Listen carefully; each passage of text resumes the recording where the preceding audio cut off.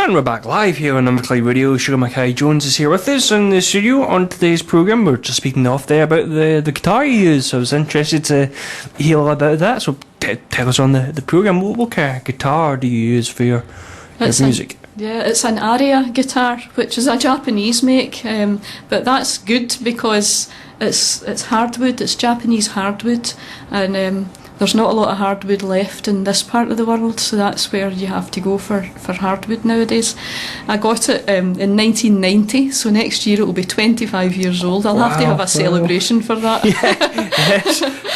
And I bought it with what was left of my grant back in the days when students got grants. And I lived on soup and a roll at lunchtime every day at college so that I would have money left to buy that guitar.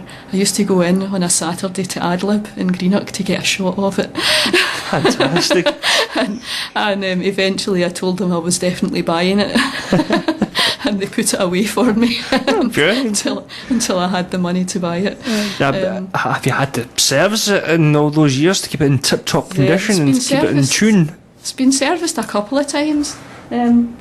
Actually, you know, it's funny how your memory plays tricks on you, but I remember getting a guitar refretted at one time, and I think it was this guitar. I'm almost certain that it was this guitar. So I must have had it quite a while before I did that. But it was recently serviced in Adlib in Greenock, and it's sounding great. So thank you, Adlib. Brilliant. They did a good job on it.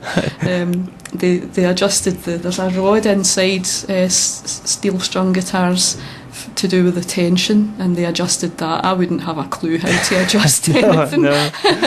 I just play it not that well. But I mean, the sound of it is just tremendous. It's got a lovely sound, and that's the hardwood really, that gives it that really. It's got a really round sound. It's got a good sound, and depending on where you strum, you get a different sound from your guitar. So I find that I strum just above the box, the hole, just above that, if I'm wanting a really soft sound from it. So I tend to play there quite a lot in that area of the guitar. It's got good harmonics as well. Not that I'm good enough to incorporate them when I'm playing anything live, but maybe that day will come. But other people pick it up and they can make it sound really good. I wasn't aware of the wood that can help a lot with the sound of the guitar. The wood is really important. The wood of a guitar is really important. And obviously the size of the sound box gives you more volume if it's a bigger sound box as well. When I started, I had a half-size guitar, and it was terrible. And then I progressed to a three-quarter size guitar, and it wasn't much better. I got to a point where it was either you have to buy a better guitar or just give up. So I bought a second-hand Echo guitar, which was a step up for me at the time. They were mass-produced, and they were a lot better than they were given credit for. They were very robust, but that made them very heavy as well, so it was a lot to lug an Echo guitar about. But that allowed me to develop more. The other guitars I had, I wasn't getting any better because the guitars themselves were so rubbish. Is that right? That you would get to a point where you just couldn't hear any improvement, and it didn't encourage you. The Echo guitar encouraged me to get better at the guitar, and then I treated myself, as I say, with what was left of my grant to a new guitar in 1990. I was surprised how light the guitar is. It is. It's light. I would say that that guitar was made for a lady. That's me calling myself a lady now. But it's light, and it's got a very slim neck, which is good if you've got smaller hands. So I was looking for something with a slimmer neck at the time, and I used to go in every Saturday, did I already say that, to get a shot of that guitar.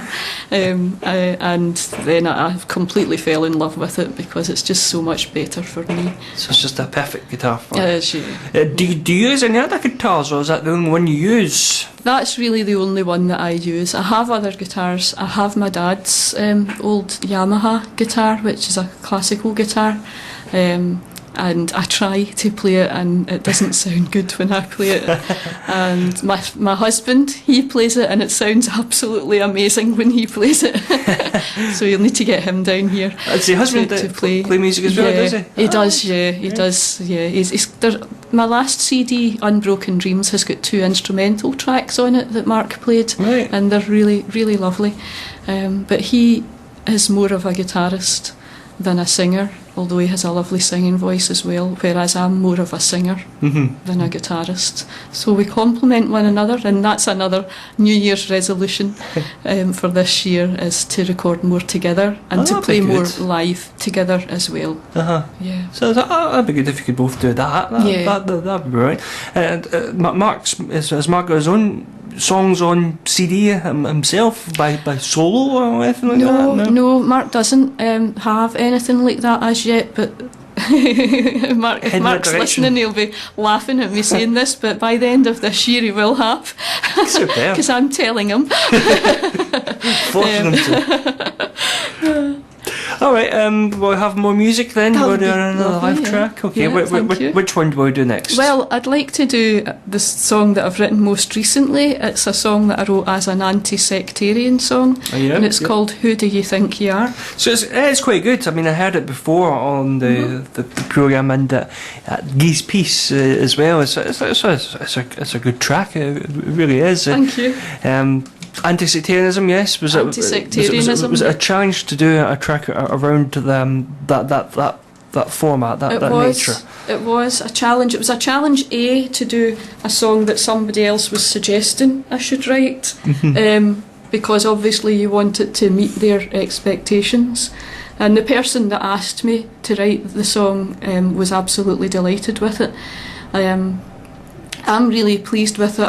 What I was anxious to do was write something that kind of gently reminded people of, who they are. And so I chose to look at the history of Scotland on the Education Scotland website, and I've used all the information that's in the song, because it is a very factual song. It's all taken from there, and I've mentioned almost every race that I could find on that Education Scotland website, that have put their roots down in Scotland since the end of the Ice Age. So it was a challenge to fit all that into one song. So I'm really quite pleased with it. Alright, okay.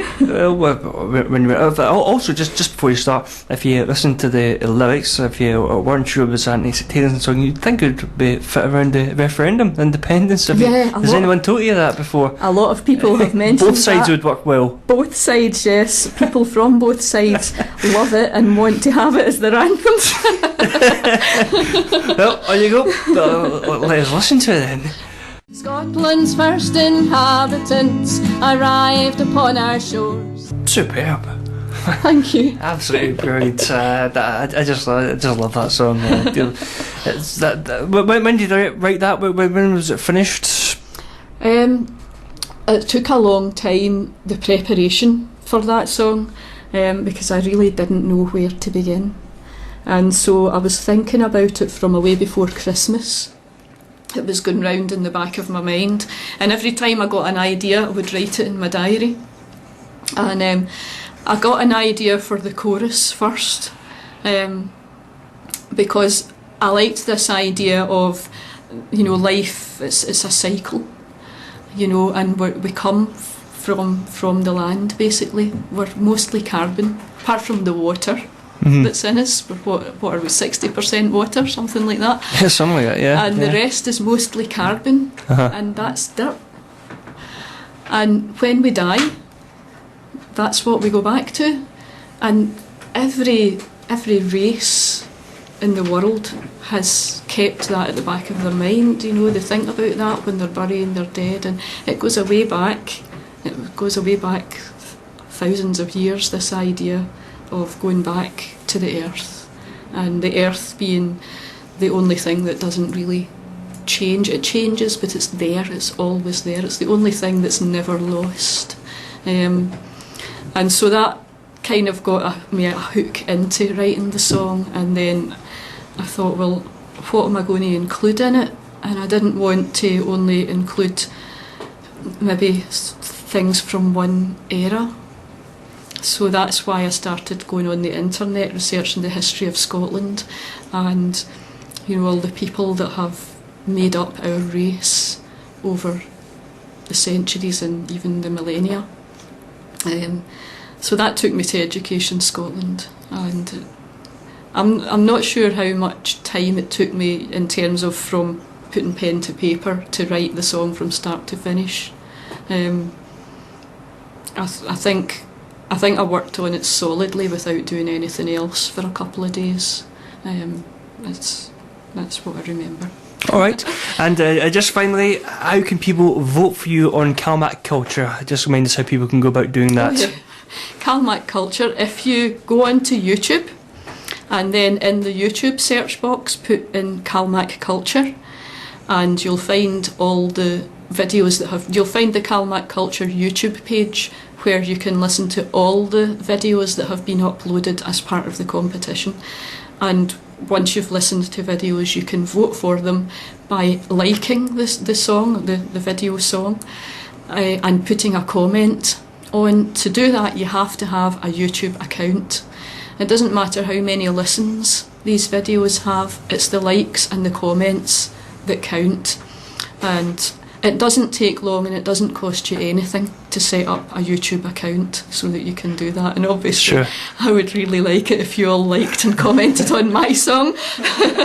Well, I wish you may find that your favourite is one of the others. Good stuff. I wish you all the very best luck, and please keep us posted with how it's all going. Sugar Mackay Jones, thank you very much for joining us here in the studio.